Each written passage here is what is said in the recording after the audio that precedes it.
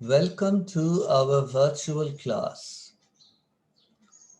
We are continuing with the doubt clearing class for the students of ITE who have appeared in the third edition of the Proyash mock test for class 10 this year.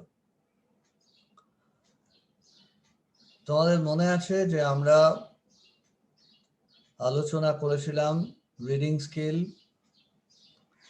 Scene এবং unseen এবং সেই সাথে গ্রামারের খানিকটা অংশ।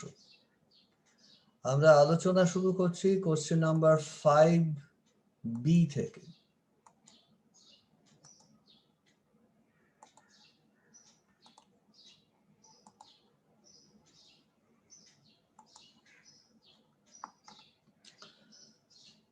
দেখো, when I looked at you, I became surprised.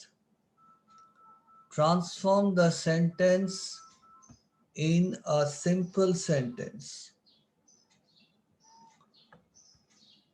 এখানে কি হবে? মোটামুটি তোমরা ঠিকই উত্তর লিখেছো, তবে কারো কারো ক্ষেত্রে এই একটা বাদ গেছে। এখন এক্ষেত্রে আমাদের সুবিধে ছিল যে দুটো জায়গাতেই সাবজেক্ট ছিল আই, এখানে লুকিং করে দিলেই হতো। অর্থাৎ দুদিকে যদি আমার একই সাবজেক্ট থাকে সেক্ষেত্রে প্রথমটার ভার্বের ক্ষেত্রে আমি যদি আইএনজি বসিয়ে দিই তারই কাজটা হয়ে যায়। যদি প্যাসিভ ক্লজটা বা সেন্টেন্সটা থাকে, যেমন ধরো the tiger was injured, it got very angry. The tiger was injured, it got very angry. তাহলে was এর জায়গায় আমি being করে দিলাম, তাহলেই কাজটা হয়ে যাবে। অর্থাৎ অ্যাক্টিভের বেলায় মেন ভার্বটা আইএনজি করে দেবো, প্যাসিভ থাকলে আমরা প্যাসিভের যে অক্সিলারি অর্থাৎ বি ভার্ব সেটাকে বিইং করে দেবো।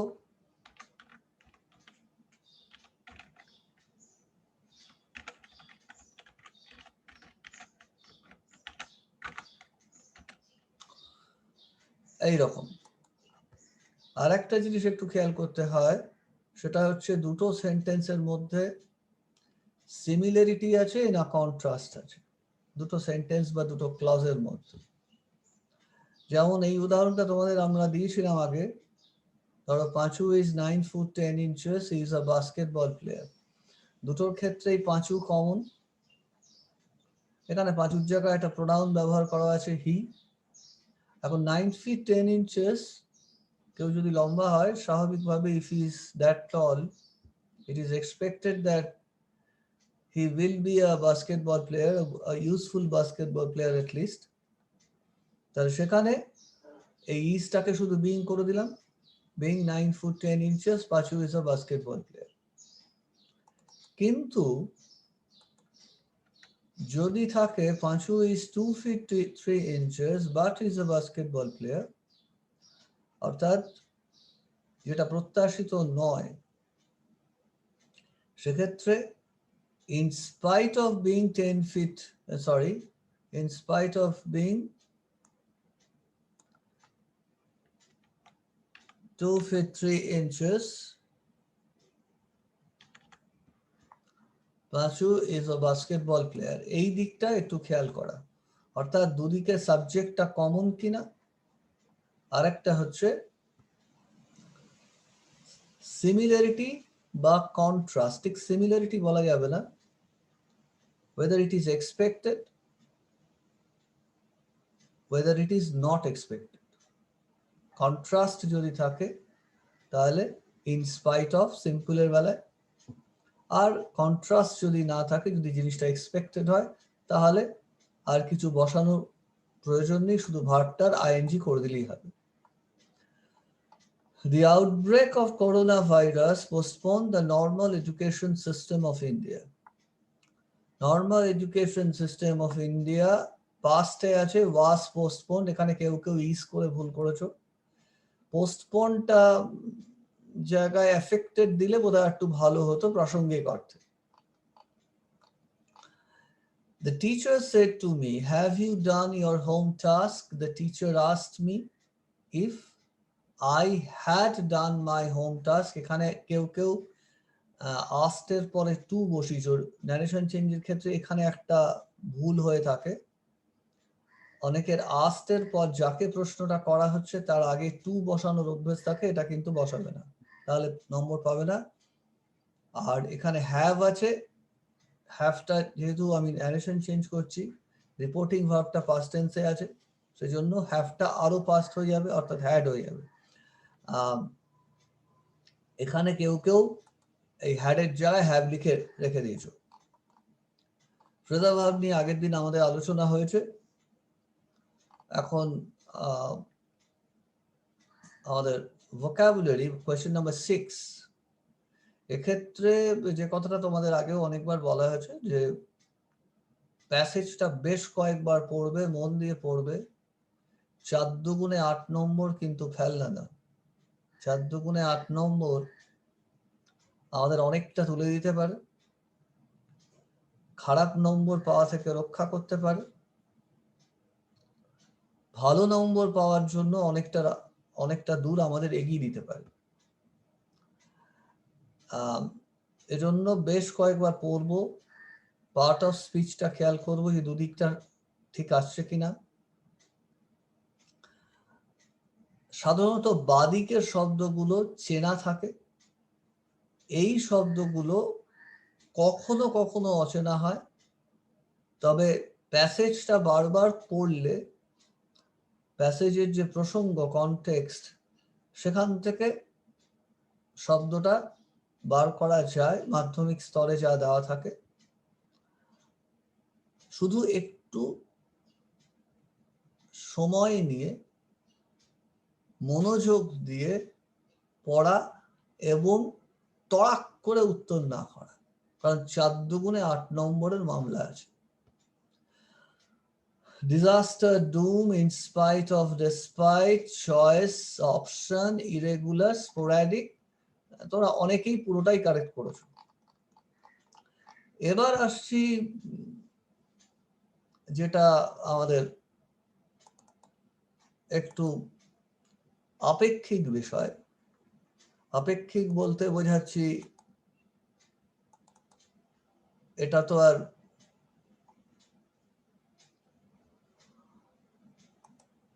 সবার ক্ষেত্রে এক উত্তর হয় না, বা সবাই 1 নম্বর পায় না।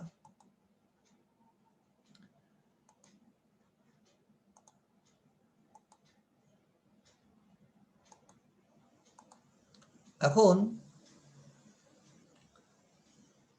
প্রসেস রাইটিং, অর্থাৎ এক একটা রাইটিং স্কিলের জন্য আমার স্ট্র্যাটেজি, রণকৌশল এক এক রকম হবে। প্রসেস রাইটিং এ কিন্তু খুব খেলিয়ে পেঁচিয়ে কিছু লেখার কোনো সুযোগ নেই। পরপর পয়েন্টস গুলো দেওয়া আছে, প্রত্যেকটা পয়েন্টের জন্য 1 বা 2 থাকবে, এবং অবশ্যই যেটা আগেও তোমাদের অনেকবার বলা হয়েছে, ইন্ট্রোডাকশন এবং কনক্লুশনের জন্য অন্তত একটা করে বাক্য থাকবে। তোমরা যারা লিখেছো, কেউ কেউ, সবাই না, ইন্ট্রোডাকশনের জন্য অনেকটা জায়গা খরচা করে ফেলেছো, 3টে 4টে 5টা বাক্য লিখেছো, কিন্তু দুর্ভাগ্যবশত নম্বর কিন্তু আছে 1, খুব কপাল করলে 2 থাকতে পারে। সুতরাং খুব বেশি কিছু লেখার কিন্তু সুযোগ নেই। আমি একটা তোমাদের জাস্ট উদাহরণ দেখাচ্ছি। দেখো এই যে লেখা আছে, the importance of hand sanitizer, sanitizer বানানটা ভুল করে ফেলেছি, এখন আবার সামলাতে পারছি না, SANI হবে। The importance of hand sanitizer cannot be overstated in these COVID-ridden days. বা আমি এখানেও থেমে যেতে পারি, the importance of hand sanitizer cannot be overstated. সাধারণত একটু কোনো বিষয় ভিত্তিক লেখা, বিষয় বলতে বোঝাচ্ছে একটু ভারী বিষয়, যেমন ধরো পলিউশন নিয়ে কোনো একটা paragraph, use of plastics, abuse of mobiles, rather abuse of plastic, abuse of mobile, এগুলোর যে প্যারাগ্রাফের শুরুটা, এখানেও কিন্তু এটাও এই ধরনের একটা এক্সপ্রেশন ব্যবহার করা যেতে পারে। শুধু প্রসেসের ক্ষেত্রে ব্যাপারটা হচ্ছে আমি এটা লিখলাম, আমার আলোচনা কিন্তু হ্যান্ড স্যানিটাইজারের গুরুত্ব নয়, আমার এখানে আলোচ্য হচ্ছে হ্যান্ড স্যানিটাইজার তৈরি করার বিভিন্ন ধাপ বা পর্যায় কি। Our point of discussion is not the importance of hand sanitizer. We are supposed to describe the different steps for making hand sanitizers at home. That is it. সুতরাং ফোকাস থেকে কিন্তু নড়লে চলবে না। এবার আমি এরকম একটা ভারী একটা কিছু লিখলাম, লিখে আমি তো আলটিমেটলি প্রসেসটাকে ডেসক্রাইব করতে যাচ্ছি, কাজে এমন কিছু সেন্টেন্স আমি ব্যবহার করব যেটা সেই লিঙ্কটা, সেই ব্রিজটা তৈরি করে দেবে। যেমন এখানে দেখো লিখেছি, it is interesting to know how hand sanitiser is made বা prepared at home. For this hands are washed first. Hands are washed first দিয়ে শুরু হলো। প্যাসিভ ভয়েস সাধারণত প্রসেস রাইটিং এ ব্যবহার করবে wherever it is possible। এখন passive তোমরা এভাবেও তো লেখা যায়, hands should be washed first, করো না। যেটা স্ট্যান্ডার্ড সেটা হচ্ছে hands are washed first। শুধু সিঙ্গুলার আর প্লুরাল কোথায় ইজ লাগছে, কোথায় আর লাগছে সেটা খেয়াল করো। যেমন দেখো মিক্সিং বোল অ্যান্ড স্পুন, সেটা দুটো জিনিসের কথা উল্লেখ করা হয়েছে, mixing bowl and spoon are taken. একটা লিঙ্ক আর দাও, আবার এগিয়ে যাও, যেভাবে তোমরা লিখেছো, অনেকেই ভালোই লিখেছো, কিন্তু কেউ কেউ কনক্লুশনটা মিস করে গেছো। বায়োগ্রাফির কনক্লুশন মিস করেছো, প্রসেস রাইটিং এর কনক্লুশন মিস করেছো। এটা কিন্তু হবে না, এটা চলবে না। আমি আগেও বলেছি যে প্যারাগ্রাফ রাইটিং এর ক্ষেত্রে তোমাকে লিখতে বলা হোক আর নাই হোক, ইন্ট্রোডাক্টরি সেন্টেন্স এবং কনক্লুডিং সেন্টেন্স অবশ্যই লাগবে। সাধারণত 2 নম্বর থাকে, এই 2 নম্বর তো চলেই যাবে। এছাড়াও ওভারঅল ইমপ্রেশনের উপর যদি কিছু নম্বর থাকে, যেগুলোকে রেজিস্টার, অর্গানাইজেশন এসব দিয়ে বোঝানো হয়, সেখানেও কিছু নম্বর তোমার গচ্চা যেতে পারে। আর এই যে এটা কনক্লুডিং সেন্টেন্স, একটা খুব সাদামাটা দেখানো আছে, this is how hand sanitisers are prepared at home.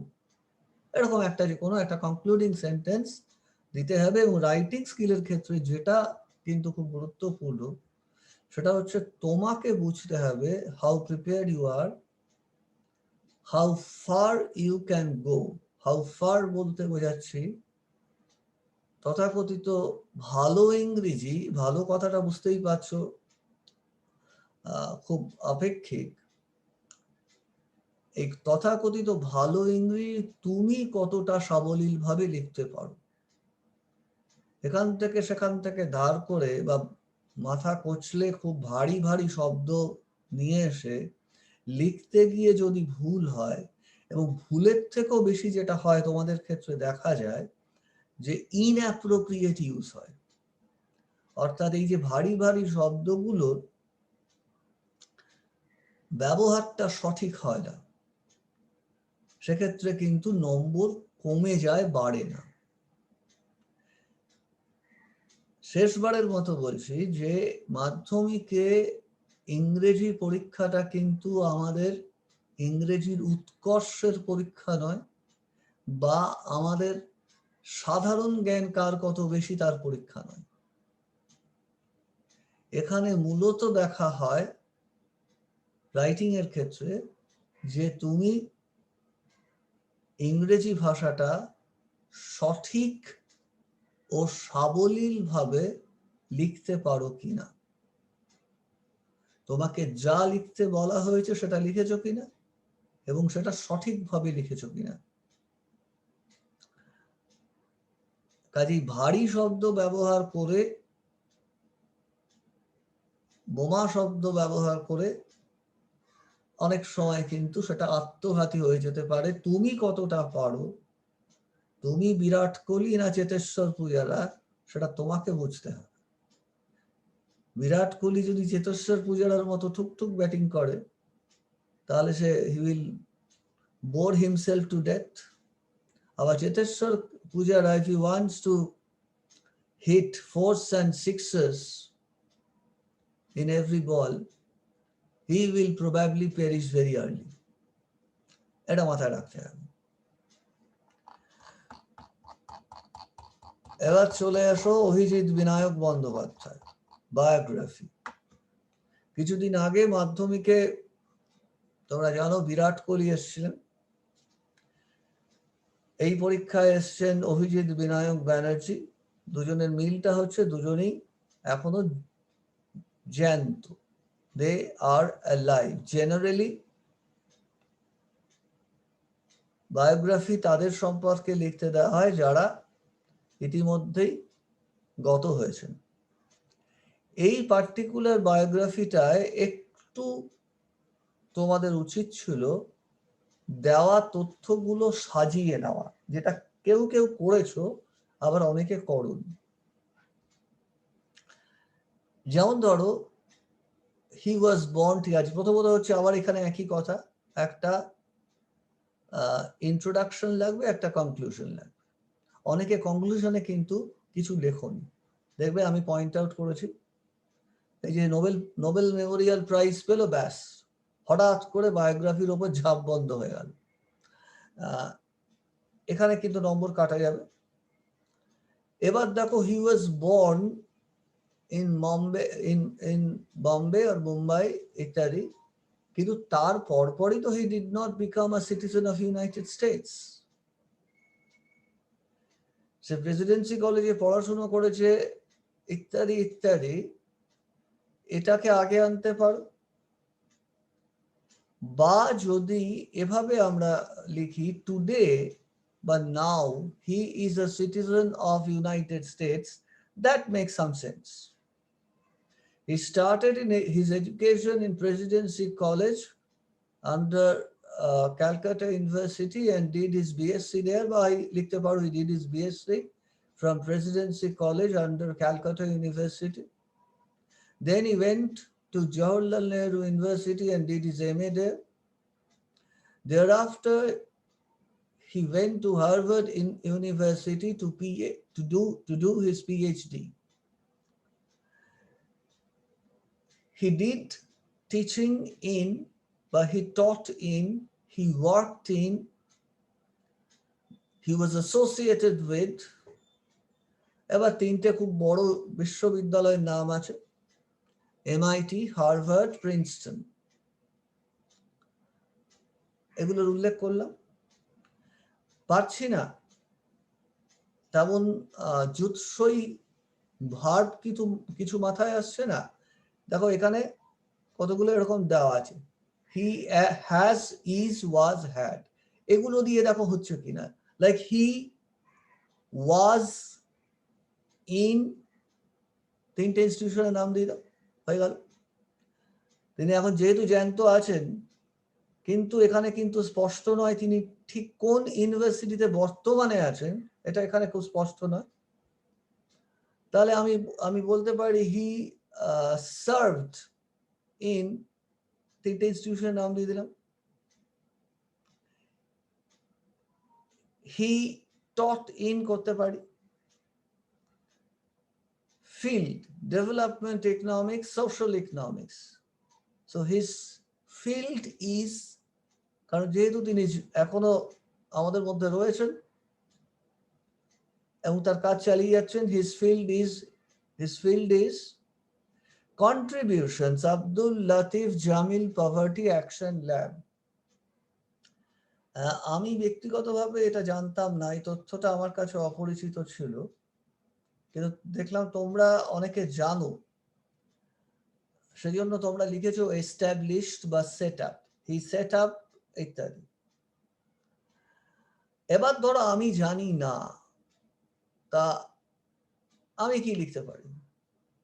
He has contributed immensely in Abdul Latif Jamil Poverty Action Lab, but he has immense contributions in Abdul Latif Jamil Poverty Action Lab. এভাবে লিখতে পারি।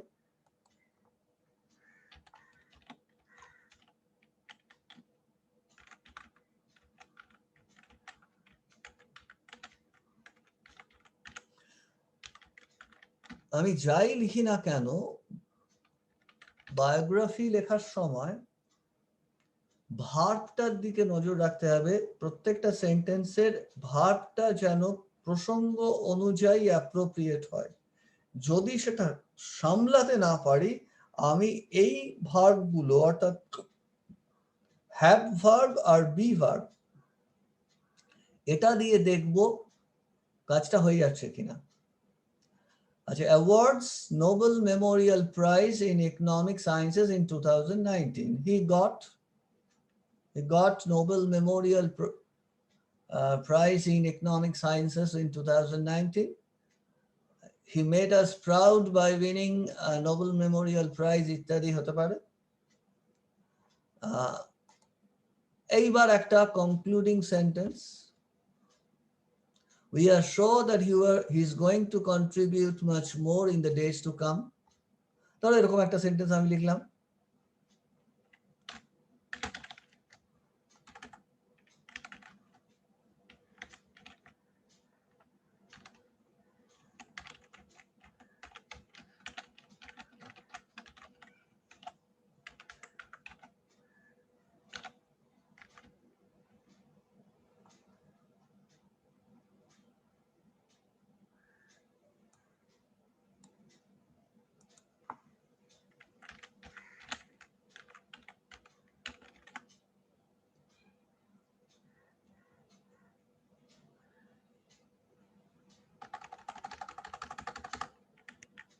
Contribute না করে achieve কথাটা লিখি, যেটা সব ক্ষেত্রে লেগে যাবে।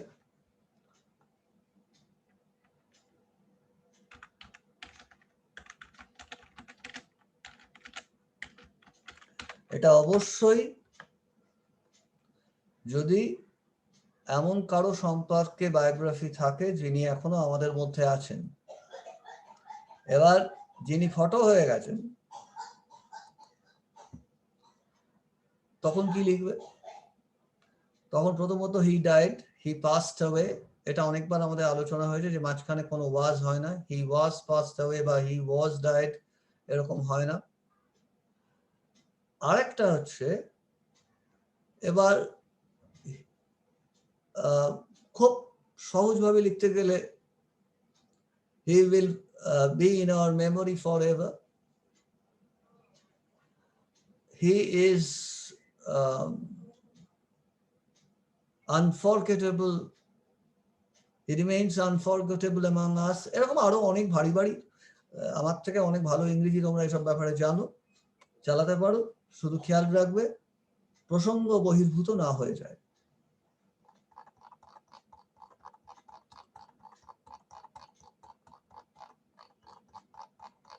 এবার চলে এসো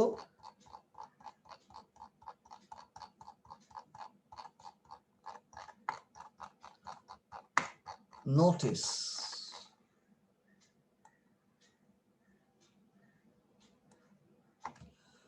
নোটিসের ক্ষেত্রে মোটামুটি তোমরা ঠিকই লিখেছো। দু চারজনের ক্ষেত্রে আমি দেখলাম যে ইন্ডিয়ান ফ্রিডম স্ট্রাগলের মহত্ব, গুরুত্ব ইত্যাদি নিয়ে 3-4টে সেন্টেন্স লিখে ফেলেছো। পরীক্ষার ক্ষেত্রে কিন্তু খুব একটা কাজে লাগবে না, কারণ অভিজিৎ বিনায়ক বন্দ্যোপাধ্যায় সম্পর্কে বলতে গিয়ে আমার যেটা চোখে পড়লো সেটা তোমরা ওনার জীবনের আরো কিছু দিকের কথা উল্লেখ করেছো যেগুলো তোমাদের জানা আছে। মানে যেহেতু অভিজিৎ বিনায়ক ব্যানার্জি ভদ্রলোক এই মুহূর্তে আমাদের কমন, যেমন ধরো তোমরা লিখেছো তিনি তিহার জেলে ছিলেন। হ্যাঁ, সত্যি কথা, তিনি তিহার জেলে ছিলেন, কিছুদিন সেখানে কাটিয়েছিলেন। As during his stint in Jawaharlal Nehru University, he participated in a students movement. Fine. কিন্তু এটা তুমি যে এখানে লিখছো এর জন্য কিন্তু তোমাকে আলাদা নম্বর দেওয়ার কোনো সুযোগ মাধ্যমিক মূল্যায়ন ব্যবস্থায় নেই। যে স্কোপটা বা সুযোগ কোট আনকোট আছে সেটা হচ্ছে বাক্যটা যদি তুমি ভুল লেখো, কোথাও যদি বানান ভুল বা ব্যাকরণগত ত্রুটি করো, তাহলে কিছু নম্বর কাটার সুযোগটা কিন্তু পরীক্ষকের আছে। কাজেই এবার ভেবে নাও যে তুমি এই ঝুঁকিটা নেবে কিনা।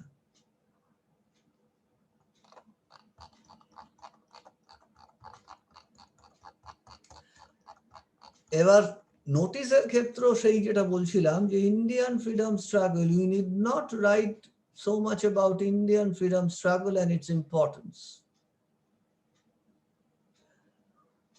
তুমি যেটা বলতে পারো যে কোথায় কখন যেভাবে বলা আছে, mention the competition, date of the competition, venue, time, the person to contact, the last date of entry ইত্যাদি। Last date of entry form, এটা ফর্মটা বোধহয় না দিলেই হতো। যাকে এখন এখানে তুমি প্রথমে মেনশন করলে a quiz competition will be held on Indian freedom struggle for the students of class 10 to 12, but তোমরা বিভিন্নভাবে লেখো। কেউ লেখো it is hereby informed, it is hereby notified, everything is fine। শুধু ইনফর্মড এর বানানটা এখনো দেখলাম দু একজন ভুল লিখছো, ঠিক করে নিও। এবার as the captain of school write a notice। এবার date of the competition, ডেটটা বলে দাও, venue, time, কোথায় হবে, say in the school hall at 1 p.m. onwards, person to contact। এইখানটায় একটু খেয়াল করো, এখানটায় কারো কারো এই ভুলটা হয়েছে।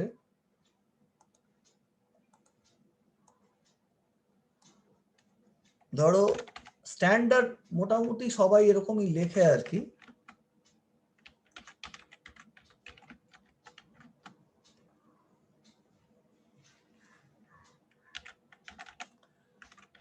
পার্টিসিপেট এই হচ্ছে বানান।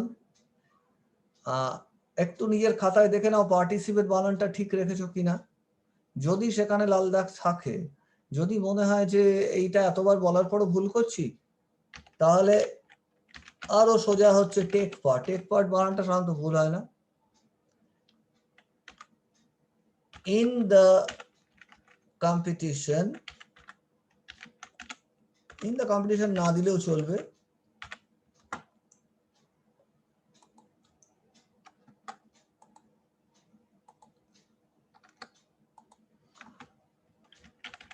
আর asked বা রিকোয়েস্টেড এখানে দিতে পারো, কেউ কেউ দিয়েছো, রিকোয়েস্টেডটা ভুল না। তা বেটার হচ্ছে এইসব ক্ষেত্রে সাধারণত স্কুল নোটিশের ক্ষেত্রে আস্কটাই বেশি থাকে। if it is not donation, to get in touch with Panchu sir বা submit their names to Panchu sir. এখন ধরো স্কুলে ডিবেট কম্পিটিশন হচ্ছে, তারপর ধরো ইলকিউশন মানে বক্তৃতা প্রতিযোগিতা হচ্ছে, সিট অ্যান্ড ড্র হচ্ছে। এগুলোর ক্ষেত্রে participants are suppose to participate in individual capacity. For quiz competitions বা ধরো স্কুলে তোমাদের স্পোর্টসে যে রিলে রেস হয়, সেখানে you are participating in a group. তাহলে এইবার আমি যদি এইভাবে লিখি, those willing to participate or take part in a competition, in the কম্পিটিশনটা না হলেও চলবে, আর আস to get in touch with Panchu sir in groups of 3 বা 4, এটা লিখলে ভালো হতো। তবে এটা লেখার জন্য ওই আবার বলছি, যদি এই পয়েন্টস এর মধ্যে কোথাও উল্লেখ না থাকে, তাহলে কিন্তু এটা লিখতে গিয়ে যদি ভুল করে বসি, তাহলে নম্বর খোয়া যাবে। আর যদি এই জিনিসটার উল্লেখ কোথাও না দেওয়া থাকে, তাহলে এটা না লিখলে আমার কোনো ক্ষতি হবে না। তবে বাস্তব পরিস্থিতিতে যেটা বললাম, সেটা হচ্ছে কুইজের ক্ষেত্রে যেহেতু একটা দলগত প্রতিযোগিতা, এটা কাজে অংশগ্রহণটা দলগত হয়, এভাবে লেখা যেতে পারে। আর এবার হচ্ছে last date of entry, on or within, একটা ডেট বসিয়ে দাও।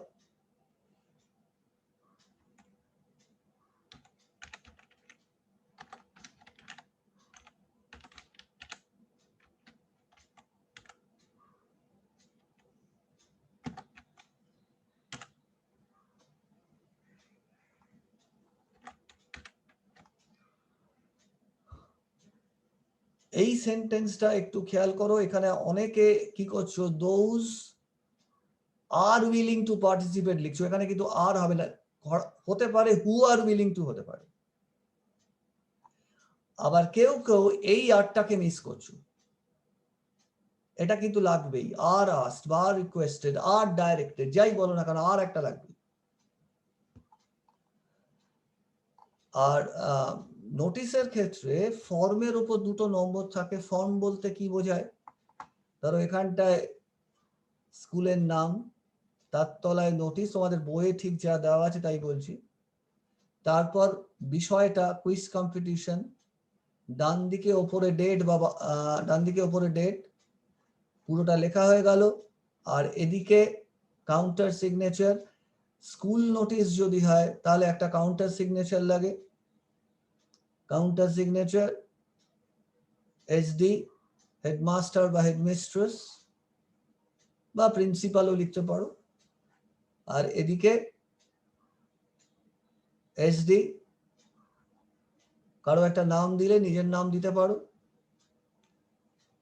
ধরো ঘেঁচু ঘোষ, তার তলায় লিখলে তোমার ডেজিগনেশনটা কি, তোমার কি পড়া হয়েছে, ক্যাপ্টেন অফ ইউর স্কুল, তাহলে ক্যাপ্টেন এপিসি হাই স্কুল বা এবিসি হাই স্কুল, যা লিখেছো। ঠিক আছে, তাহলে আমার আলোচনা মোটামুটি শেষ হলো। রাইটিং এর ক্ষেত্রে আবার একটু মনে করিয়ে দিই যে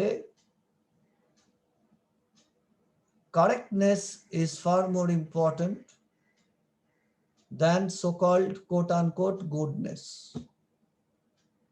of your English. এটা মনে রাখবে। As far as the Madhyamik exam is concerned, correct English is good English. আর আরেকটা কথা শেষমেশ বলবো, হাতের লেখা। বিশেষ করে দেখো এই জায়গাগুলোতে রাইটিং এ তোমাদের যথেষ্ট পাতা থাকে, 2 পাতা মতো থাকে, মোটামুটি লিখতে পারো, তবে ভেবে লিখবে, লিখে ভাববে না, তাহলে কাটাকুটি কম হবে। আর এই জায়গাগুলোতে ধরো যদি তুমি, এখানে তো অসুবিধে নেই, এখানে ধরো তুমি এখানে উত্তরটা লিখছো, যদি তুমি ভুল লিখে ফেলো, পুরোটা একদম ধরো আমি এখানে বলছি, ধরো স্মার্ট ক্লোদিং, এটা আমি প্রথমে বেঁচেছিলাম,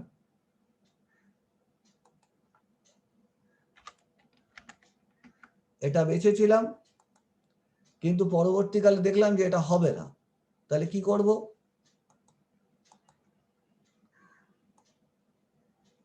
এরকম একটা কেটে দেবো,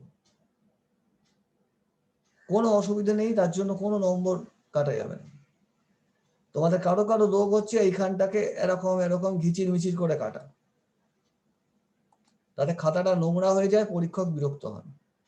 আর পরীক্ষকের বিরক্তি উৎপাদন করা তো আমাদের ঠিক কাজ নয়, কিছু লোকসান হতে পারে।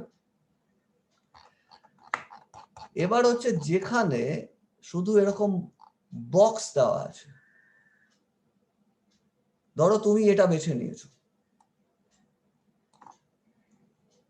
এবার এটাকে তুমি কাটবে,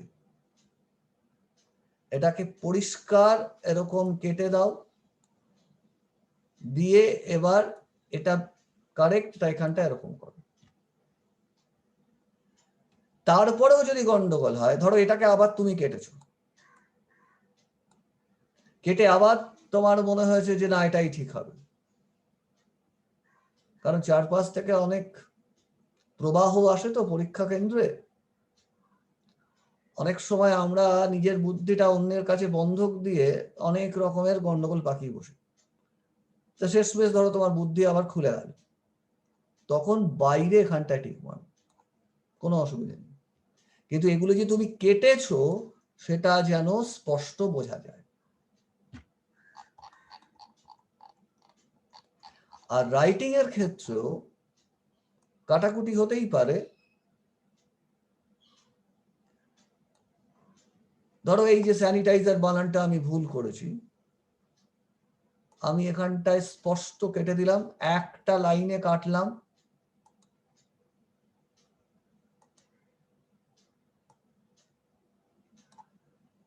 এবার ওপরে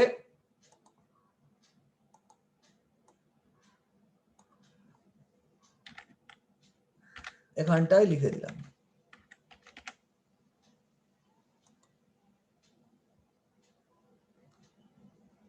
নোংরা করব না, এবং রাইটিং এর ক্ষেত্রে এই জন্য কারেকশন করার যাতে জায়গা রাখতে পারি, সেজন্য সঠিক রাস্তা হচ্ছে এই ওয়ার্ড গুলোর মাঝখানে মাঝখানে একটু ফাঁক রাখা, আর এই সেন্টেন্স গুলোর মাঝখানে ফাঁক রাখা, মানে লাইনস গুলোর মাঝখানে।